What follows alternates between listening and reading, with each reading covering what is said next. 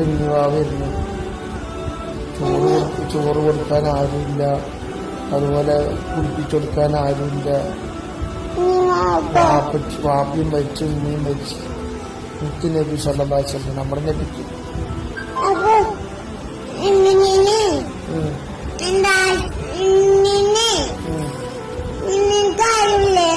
ആരുണ്ടായിട്ടില്ല. മരിച്ചു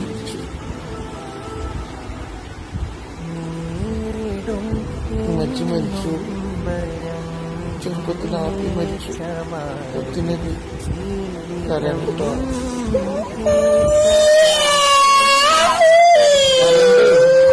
ചരിത്രം പറഞ്ഞു